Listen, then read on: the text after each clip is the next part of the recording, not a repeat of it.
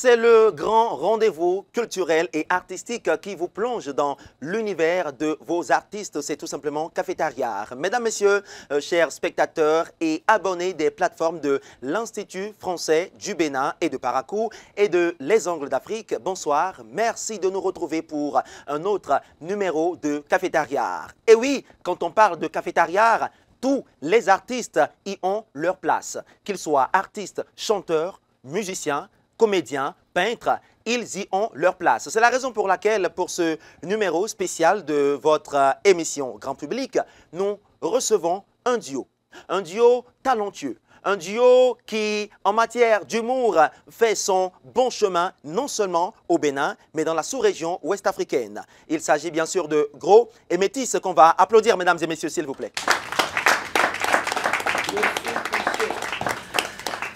Alors, pour ceux-là qui sont habitués de cafétéria, ici on est à la cafette, on est relax, on est posé, on se sent libre de répondre et de s'exprimer. Question rituelle, est-ce que Gros, est-ce que Métis, vous nous promettez d'être sans langue de bois, de nous dire tout ce que nous devons savoir ce soir? Nous-mêmes là, nous sommes langue de bois là même. Gros? Ouais, non, il y a Ça pas peut de souci, aller? allons-y. Super. Check. Alors, c'est une question que l'on vous pose généralement. Je ne vais pas continuer sans vous la poser également parce que je suis sûr que ceux-là qui nous suivent devant leurs écrans et ceux-là qui sont avec nous ici ce soir se posent également la même question. L'aventure pour Gros et Métis démarre comment? Comment est-ce que vous vous êtes connus? On démarre par qui? Fico, Fico, Fion, Coco, Maleke, Fico, Fion. Gros, on démarre par toi. Fion. Bon, finalement, Fion. Nous nous sommes connus en lettres modernes à l'université de Parakou. Je pense que moi j'étais venu à l'université en 2018. Métis, lui, il était là depuis 2017. Sur doyen. Pas te faire foutre. Donc, quand moi j'étais venu, il y avait Dr Razak Ibrahima Boro qui était le chef de département en ce moment. Il avait initié les classes culturelles. Donc, on faisait cours lundi, mardi, les mercredis, il n'y avait pas cours en lettres modernes. Il n'y avait pas cours, c'est une journée dédiée aux activités sportives et culturelles. Donc, les mercredis matin, on allait au sport à 7 h et déjà à 10 h, ils nous libèrent et à 15 h, et chaque étudiant était dans l'obligation de rejoindre une classe culturelle. Donc, c'est dans ça, moi, j'ai intégré la section théâtre des lettres modernes. Et après, lui, je l'ai retrouvé là-bas. Il était très noir. Quand je l'ai vu, Je ne crois pas que ça ait changé. Hein? Non, Ça a changé. Métis que j'ai connu, ça a changé. Il était très noir. Vous avez vu Quand je l'ai vu en même temps, j'ai cru qu'il était de l'Atakora. Donc un jour, j'ai remarqué que bon, il parle fond. J'étais étonné. Tout d'abord, je le prenais pour un baba. Après, j'ai remarqué qu'il parlait fond. J'ai dit bon, ok. Après, il a joué sur scène. J'ai vu que Il y avait le talent. quitte là, sois humble. J'ai vu qu'il joue bien et tout. Et il faut dire que c'était les premiers contacts, mais on ne se parlait. On était dans la même session, mais on ne se parlait pas comme ça. Moi-même, je jouais avec les gens de la première année, lui beaucoup plus avec les gens de la deuxième année, mais on était dans la même session. Donc, à un moment, je cherchais quelqu'un avec qui je vais travailler en duo. Dans le même temps, Métis aussi, il cherchait quelqu'un avec qui travailler en duo. Au-delà des lettres modernes, avec qui travailler en duo. Et un jour, on a joué sur scène. Après, nous nous sommes retrouvés. On a échangé les contacts. Après, il faut dire qu'à part les mercredis, on ne se retrouvait plus. Parfois, on se retrouve devant le campus à la fin des cours quand on devrait marcher pour rentrer. Donc, peut-être on se retrouve sur les pavés de Rose-Croix là. Et on marche ensemble jusqu'à... Donc, l'aventure commence comme ça. La première collaboration, Métis, comment est-ce que ça s'est passé? La première scène que vous avez déjà eu à faire, que ce soit à l'esplanade du campus ou partout ailleurs, raconte-nous un peu l'histoire derrière. Bon, la première scène qu'on a eu à faire, je pense que ça s'est passé à l'UACL. à l'UACL, oui. Genre, Lettres modernes. les classes culturelles qui étaient organisées dans les lettres modernes. Donc, on s'est vu, on a calé un truc et on a commencé par évoluer avec ça. Après, on a constaté que bon, le niveau EASL ne nous convenait plus parce que quand tu es dans quelque chose, quand tu fais, on ne te critique plus, ce n'est pas bon. Donc à un moment donné, les gens qui étaient dans l'EASL ne nous critiquaient plus. Quand on joue sur scène, ils disent que c'est bon. Donc, alors que nous, on a besoin de critiques pour pouvoir évoluer. Donc on a décidé de faire un bond vers l'EACEP, l'ensemble artistique et culturel des étudiants de Parakou, et EACEP, qui nous ont accepté, nous ont donné d'abord les noms Groé Métis, et on a commencé par évoluer sur scène. Justement, par rapport à ça, on voit un gros qui n'est pas gros, un métis qui n'est pas métis. Comment ça se fait? Expliquez-nous. Regarde comment je suis sec, hein, mais dans le temps, j'étais encore plus sec. J'étais encore plus sec, je ne mangeais pas bien et tout, donc c'était chaud. Et quand je me déshabillais même là, mais on pouvait compter mes trucs là, mes côtes là ici, et c'est là ils m'ont collé le nom et gros. Il faut dire que quand ils ont commencé, je ne kiffais pas trop. Métis aussi, il ne se lavait pas. Il était... Maintenant, ça a changé. Il était très noir. D'autres soucis en fait. Ouais, parce que se laver, c'est le dernier de mes soucis. En ce temps-là. En ce temps. Ouais. Donc il était très noir. C'est là, ils lui ont collé Métis. Et on ne prenait pas ça au sérieux jusqu'au jour où on joue notre première scène à l'Esplanade. C'était la rentrée de l'EACEP, RECA de l'EACEP. Et on a joué, on a remarqué que dès notre entrée sur scène, ce qui a capté l'attention du public, c'était les noms. Ça fait un hic. C'était les noms, genre, il m'appelle Croc. Les gens se demandent, mais où est le Croc? Je l'appelle Métis, où se trouve le Métis? Donc, après cette scène, on a dit, bon, pourquoi ne pas garder ça? Sinon, avant, c'était les tétards. Et quoi? Les tétards. Ce qui veut dire? On nous avait insulté les tétards. Donc... Quelqu'un nous a insulté les tétards un jour là, on n'a pas kiffé. Et on a dit que et on va choisir ça comme nom. Non, pour pouvoir se et que venger. d'ici quelques années, on va lui dire que l'insulte qu'il a lancée là, on a utilisé le nom. Voilà.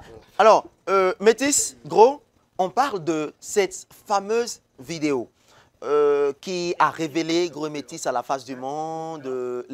Voilà, l'incantation oubliée. D'où est venue cette inspiration-là, incantation oubliée? Bon, incantation oubliée, c'est pas une idée originale de Gros Métis. Je pense que j'ai vu ça en Yoruba sur une story d'une amie. C'était en Yoruba, ça m'a fait rigoler et je me suis dit pourquoi ne pas faire ça en langue. Donc j'ai vu mon second, je lui ai montré la vidéo et il était aussi d'accord. Et je pense que c'est arrivé juste après la nuit du fou rire, notre nuit du fou rire, en 2021. Et après cette nuit du fou rire, des doyens de l'EACEP nous ont approchés et nous ont dit qu'avec ce qu'ils ont vu, que ce serait bien qu'on se cherche ailleurs.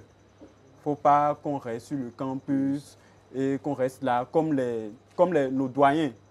Bon, il y a des doyens qui ont évolué, mais il y a beaucoup aussi qui sont restés uniquement, qui n'ont pas voulu aller plus loin. Oui, ils n'ont pas voulu aller plus loin. Ils ont stagné un peu à l'UACEP. Donc, ils nous ont donné des conseils. Donc, juste après ça, on a fait la vidéo à Classou Ganga. On a posté. Bon, ça a pris. Voilà. Est-ce que finalement, Gros et Métis, vous vous êtes rappelé de cette incantation? Jusqu'à présent. Est-ce que l'incantation existait même? C'était quoi? C'était à Classou? Classou Ganga. Bizarrement, le truc là, il avait créé ça sur le plateau. Oui, hein. j'avais juste créé ça là. C'est quand on a dit action qu'il a commencé par raconter le Parce truc. que nous, on n'écrit pas tout le temps Nos sketchs. Nos sketchs. On n'écrit pas. Ça part sur le coup de l'improvisation. On sait la ligne qu'on doit suivre et puis chacun y va de son inspiration. Et à la base, c'était même... On avait prévu faire une vidéo de 30 secondes. On avait prévu faire une vidéo de 30 secondes et poster juste sur les statuts WhatsApp. Mais après tournage, on a tout fait, couper, on a eu 1 minute. C'est là qu'on avait décidé de balancer ça sur notre chaîne YouTube et Facebook. D'accord. Alors, après l'incantation oubliée, il y a eu beaucoup de scènes, beaucoup de vidéos. Généralement, on voit que vous abordez différents sujets de société dans vos différentes vidéos. Est-ce que vous avez une ligne éditoriale? Est-ce que vous avez des réalités, des faits précis qui vous inspirent dans vos différentes vidéos qu'on aime bien et qu'on a du plaisir à suivre? Métis. Bon, pour la plupart du temps, et je pense que c'est pour tous les créateurs de contenu ou bien pour la majorité des artistes, ce qui inspire le plus en matière de créativité, je pense, c'est l'amour, la galère. Vous voyez. Et nous, on était vraiment dans la galère. Si vous regardez bien nos vidéos, dès le début, la plupart des sujets, c'est la galère, la galère, la galère, la galère, la galère. On avait beaucoup d'inspiration par rapport à ça. Et en plus, il y a l'amour. Je pense que pour la plupart du temps, nos vidéos, nos idées sont basées sur des faits de société. Ce qui fait que, même dans le cadre dans lequel nous tournons, pour la plupart du temps, c'est dans la rue. On ne fait pas les trucs chic. C'est adapté aux réalités que vivent les gens normaux de Parakou, de Boukoumbe et de partout.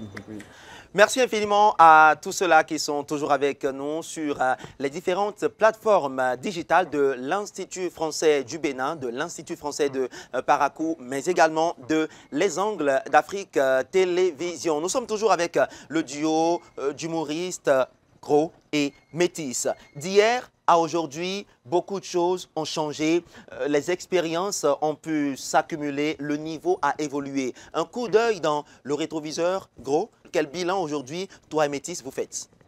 Positif. C'est un bilan positif. Hein. On remercie Dieu pour la santé, pour l'inspiration qu'il nous donne tous les jours. Je pense que si on doit parler de bilan, c'est un bilan positif. Métis? Ouais, positif. Positif parce qu'au départ, on n'a pas pris le truc comme, j'en sais, avec ça on va manger. On avait pris ça comme une passion. On est rentré dedans, on ne gagnait rien, mais le peu qu'on avait, on investissait dedans. Donc je pense que si on arrive à trouver un peu de sous jusqu'à présent, je pense que grâce à ce qu'on fait, c'est un bilan positif. Voilà, juste avant qu'on ne parle de Attentat du Rire 1, de Attentat du Rire 2, de Sissawan également, on va observer un léger break pour suivre un extrait de certaines de vos vidéos, mais également de certaines de vos prestations sur scène avec la complicité de l'équipe technique qui nous accompagne. La situation à un ami que je viens de rencontrer, ou bien mon ami. Regardez, je suis dans une maison, deux chambres salon à 6 500 francs. Je ne l'ai pas pu payer pendant 6 mois. Maintenant, le truc c'est quoi? Regarde, je suis dans une maison où le propriétaire a des esprits. Il y a des esprits où tu m'écoutes simultanément. Écoute la raison simultanément. Le propriétaire a des esprits qui mangent les repas avec moi. Tu vois un peu? Donc je veux que je fais en fait de 2 mois, ça finit en une demi-heure. Chacun a sa vie, moi j'aime la discrétion. Allez derrière. Paye ce que tu veux acheter. Tu as un médicament qui peut réveiller mes cheveux, et mon corps. Toi, tu réponds bon mot, c'est toi qui veux le médicament qui veut réveiller les cheveux. Non, et ce qui va donner réveiller tout ce qui est dans mon corps. Ça là, je connais maintenant, c'est faiblesse ici. Non. Ça les... Nous allons faire des sessions. Allez, on fait ce niveau. Bon, allez là, tu as pas d'attaque. Et bon, dans ce sens, ça va. Attendez-moi. Et pas. C'est quoi? Madame, en fait, madame. C'est Karita? Non, je vous ai manqué. En fait, je ne suis pas démarcheur, je suis étudiant. De retour sur le plateau de Cafétéria, nous sommes toujours avec Gros et Métis, dont nous découvrons le parcours, dont nous découvrons l'histoire. Et en face de moi, j'ai un charmant public dont je vais prendre la température. Tabo la bouli, jeba la tata. Tabo la bouli, jeba la tata. Tabo la bouli, jeba la tata. Tabo la bouli, jeba la tata. Vous êtes formidables les gars, merci de vous applaudir s'il vous plaît. Carrément. Alors, Gros et Métis, on continue avec vous cette immersion, cette découverte de votre parcours. Attentat du Rire 1 a eu lieu à HUCM, Parakou. C'était un événement qui n'a pas véritablement comblé vos attentes. On va d'abord en parler. Avant de parler de Attentat du Rire 2. Alors, comment est-ce que le duo a vécu cette expérience-là avec Attentat du Rire 1? Gros. Au-delà de tout, c'était une belle expérience, mais le stress, c'était top. C'était d'un autre niveau. Comme je l'ai dit, c'est une belle expérience. On apprend de tout. On apprend de tout. Ça ne s'est pas passé comme prévu, mais on a quand même tiré des points positifs dedans qu'on a su utiliser pour l'attentat du Rire 2. C'était pas facile, parce que c'était quand même, comme on l'a dit, c'était une première fois d'organiser un spectacle de ce niveau-là. C'était pas facile. Alors, Métis, ça n'a pas été facile et on était tous ce jour-là trempés comme jamais, mais malgré ça, le duo a su aller de l'avant avec une belle équipe qu'on va saluer avant la fin de cette émission. Le duo a su se remettre, a su véritablement aller beaucoup plus loin et jusqu'à faire le Palais des Congrès. Métis? Bon, par rapport à Attentat du Rire 1, je reviens. Je pense que moi, je ne perçois pas Attentat du Rire 1 comme un échec.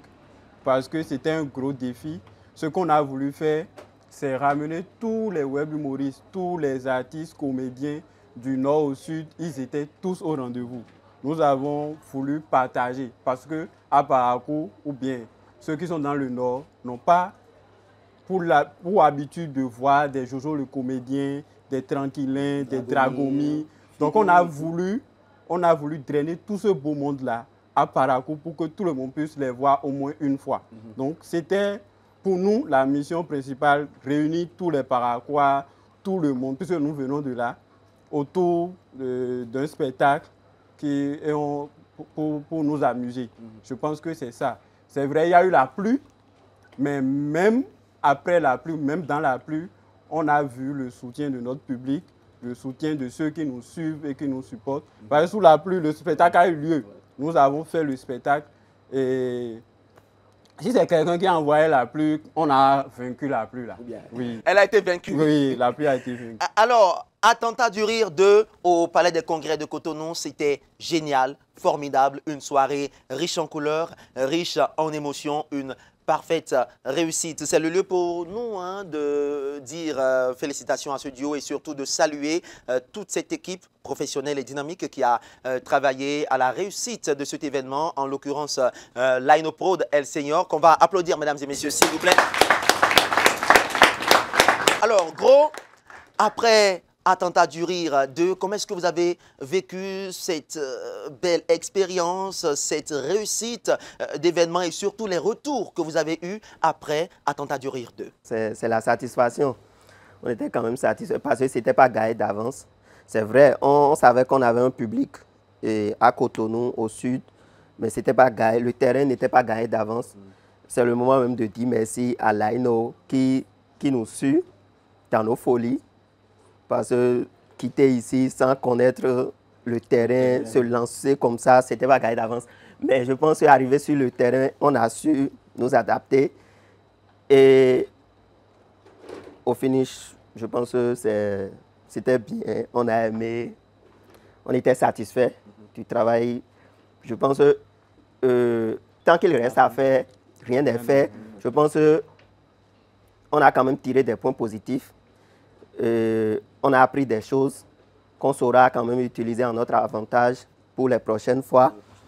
Mais au-delà de tout, on est satisfait, on a aimé, c'était nickel. C'était nickel. Justement, avec la complicité de l'équipe technique de Les Angles d'Afrique, on va suivre en quelques secondes un extrait de Attentat du Rire 2 au Palais des Congrès de Cotonou. Bonsoir. Ça va? Et je vais te poser une question que tu n'as jamais entendue. D'accord? Dis-moi, tu as fait quoi pour être ici? J'ai essayé de voler comme tu as essayé de voler des conditions comme ça. Et il n'a même pas honte de le répéter. Qui a essayé de voler comme ça? C'est-à-dire qu'il n'a même pas pu voler le coq. Il n'a pas pu. Il n'a pas pu. Ce qui m'énerve même dans son histoire, c'est ce garçon qui n'a pas d'ambition. Il n'a pas d'ambition, il n'est pas intelligent. C'est dans un poulailler vide qu'il est allé chercher le coq. Ah bon? Oui. Il n'a pas de stratégie. Il a ciblé un poulailler vide pour aller voler coq dedans. Quelqu'un qui est arrêté, c'est quand il y a stratégie autour. Oui. Lui, là, il a été attrapé. C'est les gens qu'on dit qu'ils ont volé 1,5 milliard. C'est eux qu'on appelle. C'est pour eux qu'il y a arrestation. Voilà. Ok. Ceux qu'on attrape, ceux qui volent coq, poule. Ok. C'est eux qu'on attrape. Et ici, là, non. On ne fait que attraper. On ne fait que attraper. Est-ce qu'on a la force? Les gens qu'on arrête là, c'est eux qu'on envoie en Hollande à la haine. Ok. Tu es intelligent. Trop. Ça va. Nous avons une question à te poser sur attraper, arrêter, ambition, intelligence, plan. Mais avant cette question, je vais te poser une question pertinente. Regarde-moi dans les yeux. Tu as fait quoi pour Retour sur le plateau. Merci à vous qui êtes toujours avec nous pour découvrir le duo Gros et Métis. Vu que c'est une émission grand public, devant nous, on a un charmant public de très beaux spectateurs à qui, à présent, on va laisser la possibilité de poser diverses questions à nos invités. Bien avant, permettez-nous de dire un merci. Un sincère merci à ces deux structures-là. Il s'agit bien sûr de l'Institut français du Bénin, antenne de Parakou, dirigé de main de maître par M. Rodrigue Gotovic. On va applaudir, s'il vous plaît. À sa suite, nous allons également dire merci à l'agence de communication, de production et de formation audiovisuelle Les Angles d'Afrique, basée à Cotonou et à Parakou, dirigée de main de maître également par M. Azik Yanwick. On va applaudir, s'il vous plaît, mesdames et messieurs. Bon, les gars, préparez-vous parce que le public de Cafétéria, je vous assure, il est sans pardon. Il est sans pardon. Je vois déjà des têtes qui, certainement, ont des questions assez pointues. Et bon, je vous informe déjà, préparez-vous. Préparez-vous. Si l'équipe technique est avec nous, à présent, nous allons laisser la parole aux spectateurs qui sont là, qui ont des questions à l'endroit de Gros et de Métis. Moi, c'est Modeste Atedjo. Ma préoccupation est celle-ci. Avec l'équipe, c'est ceux avec qui vous aviez fait en son temps, quelle a été la collaboration jusqu'à l'heure là? Est-ce que vous avez maintenu les liens ou bon voilà, vous n'êtes plus dans le même champ d'action?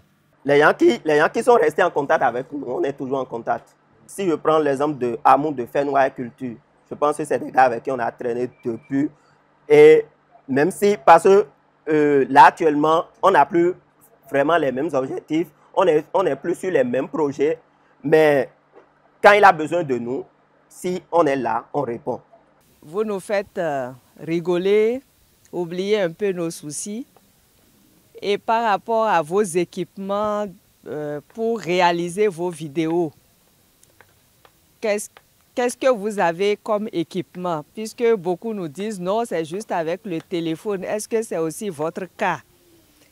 Et si d'aventure vous avez besoin de matériel, en quoi on pourrait vous aider? Aujourd'hui, pour tout ce qui concerne le web, le mieux, ce sont les téléphones, les iPhones. Oui, l'outil adapté. C'est mieux pour produire les contenus sur surtout Facebook, TikTok, Instagram, YouTube. Maintenant, il y a des projets spécifiques que nous-mêmes, nous décidons de louer des caméras pour les tourner. Mais je pense que là, actuellement, tout ce qui concerne le web, tout ce que nous faisons, à 95%, c'est le téléphone. Le montage, cadrage et tout. Il faut dire que c'est un peu compliqué aujourd'hui parce qu'ils ont compris qu'avec les téléphones, on peut tout faire. Donc, ils ont tout rendu payant. Donc, il faut avoir des cartes pour prendre les versions complètes des applications et je pense que ça le fait. Nous ne sommes pas très exigeants en matière d'aide. Si les gens sont... Par exemple, nous avons des gens qui sont dans la même démarche que vous, qui nous ont demandé ce qu'on voulait. Et la première chose qu'on leur demande, c'est peut-être une caméra. Une caméra avec une caméra une option un peu plus avancée et tout. Ça peut aider. Moi, c'est Boris Somankpo. Je suis musicien trompettiste. Je suis l'un de vos fans. Ma question est celle-ci. Il y a Métis qui s'appelle Igor et Gros qui s'appelle Mohamed. Pendant les temps de carême, comment vous arrivez à gérer? Parce qu'on dit de l'autre côté que les musulmans ne mangent pas la viande de porc et les chrétiens mangent la viande de porc. Comment est-ce que vous arrivez à gérer ça? Juste avant que vous ne puissiez répondre à l'état civil, Métis Saint. Frère-sou, Shadrach, Igor. Mais il y a Shadrach d'abord. Alors, Gros, à l'état civil. Gros, à l'état civil, c'est Kessou Mohamed Awal. Alors, les périodes de carême, comment est-ce que vous gérez? Bon, ça me concerne beaucoup plus. Voilà, réponds, Métis. Comme c'est moi, le chrétien. L'Igor surtout. Bon, le Shadrach. Le Shadrach surtout. Lui, il fait le jeûne. Et moi, il fait la rupture. Je pense que si Métis et moi, nous traînons beaucoup ensemble, je pense qu'on a quand même assez de points en commun. On a assez de points en commun. Donc, viande de porc dont tu parles, lui-même, il ne mange pas. J'aime pas. Il ne mange pas. On a assez de points en commun. Donc. À Kadiri Olatunde, je suis AEPS au lycée Mathieu Bouquet, athlète et président de l'association Parakou Gamers. Ce que j'aimerais savoir, c'est que depuis les années où vous collaborez, il doit forcément avoir des disputes et des moments de mésentente. Mais comme à l'écran, on voit qu'il y a une très belle entente entre vous, je voulais savoir comment vous gérez en interne vos disputes et quelle a été la plus grosse dispute que vous avez eue. Bon, je pense que depuis qu'on se connaît, nous nous sommes engueulés 2 fois. 2 fois. La première fois, il y avait un projet, on a fait le montage avec téléphone et tout, mais il y avait un truc là qu'on ne pouvait pas faire avec le téléphone. On n'avait pas la version pro en ce moment. Donc, je devrais me rendre chez Charity et c'était en période de carême. Et je n'ai pas rompu mon jeûne à 18h30 avant de partir. J'étais parti et je suis resté là-bas jusqu'à 22h30 voire 23h.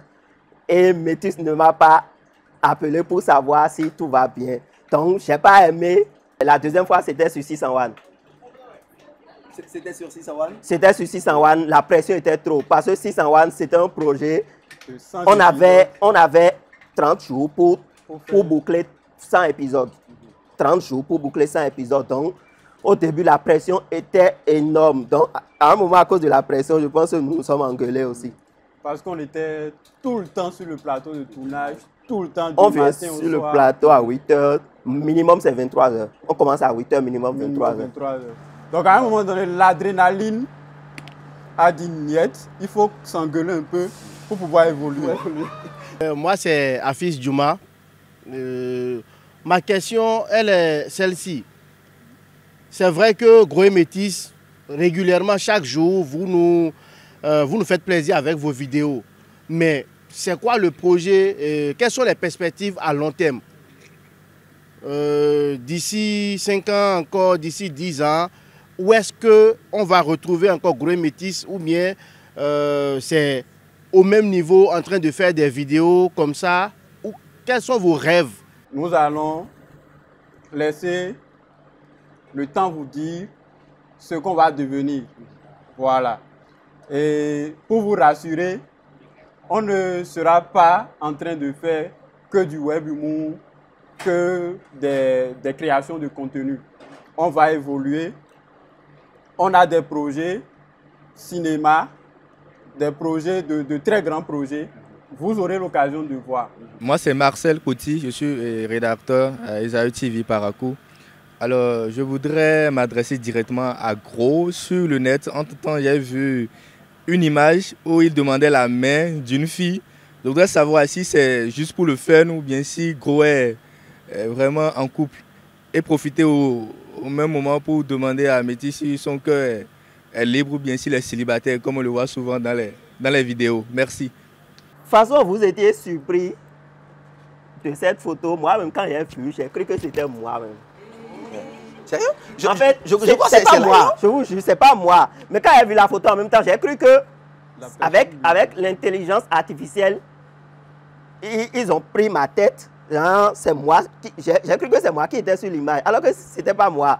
C'était une ressemblance. Eh bien, une autre question. C'est trop facile qu'on vous laisse partir comme ça, sans vous poser cette question. Gros, Métis, quelle est votre situation matrimoniale? On démarre par Métis. Le public a envie de savoir, c'est pas moi, n'est-ce pas? N'est-ce pas? Métis, situation matrimoniale. Vas-y, on t'écoute. Bon, il faut dire que c'est normal, hein, avec l'âge qui évolue. Et pour... On a déjà la réponse. Il faut quand même avoir quelqu'un. Ça permet aussi de ne pas être éparpillé, de centrer sa force mentale, psychologique, pour pouvoir travailler. Pour ce qu'on fait, c'est bon d'avoir quelqu'un à côté. Donc Métis n'est plus un cœur à prendre. J'ai quelqu'un. Donc Métis n'est plus un cœur à prendre. Il faut situer en même temps les demandes. Bon, est-ce que la question c'était Métis n'est plus un cœur à prendre ou bien quelle est ta situation matrimoniale? Non, je pense que c'est une question à deux volets. Non. Il faut laisser voler là. Métis n'est plus un cœur à prendre. J'ai quelqu'un qui est là, que j'aime beaucoup. Métis n'est plus un cœur à prendre, mais c'est bon. Voilà, je suppose qu'elle va se reconnaître. Gros? Bon, je ne suis pas encore marié. Oui. Mais j'ai quelqu'un. Du coup, Gros également n'est plus un cœur à prendre. Qu'est-ce que vous avez compris dans Non, mais il faut qu'on soit situé, c'est très important. Je lance le filet, on se comprend à demi-mot. Ok, je suis plus qu'un cœur à prendre. Voilà, on est situé. Si vous ne l'avez pas encore fait, abonnez-vous à la chaîne YouTube de L2A Télévision, également à la page Facebook de l'Institut français de Parakou. Nous tirons progressivement vers la fin de cette émission grand public avec le duo talentueux de comédiens, d'humoristes, Gros et Métis. Je pense qu'on va déjà les applaudir très fort, s'il vous plaît. Merci à vous, charmant public. Je rappelle que Cafétéria, c'est cette plateforme-là qui vous permet de découvrir vos artistes, qu'ils soient humoristes, chanteurs, musiciens et tout. On fait un dernier tour de table, Métis, un mot de la fin, quelque chose à dire à tous ceux-là qui ont effectué le déplacement ou à l'endroit de vos fans? Bon, on va leur dire merci. Merci pour tous ceux qui nous soutiennent. Merci à tous ceux qui sont abonnés à nous et qui nous propulsent depuis le début. Merci. Bon, qu'est-ce que je vais dire? Merci. Merci pour le soutien de toujours. Ceux-là qui croient en nous, qui continuent de nous propulser. On ne va pas vous décevoir. Que Dieu nous prête vie. Merci. Voilà. Merci infiniment. Merci à toute l'équipe technique de Les Angles d'Afrique. Merci à l'équipe technique de l'Institut français du Bénin, antenne de Parakou. Nous sommes au terme de cette émission. On se dit à très bientôt. Et vous le savez très bien, ça se passe sur Cafétéria. Cafétéria. Cafétéria.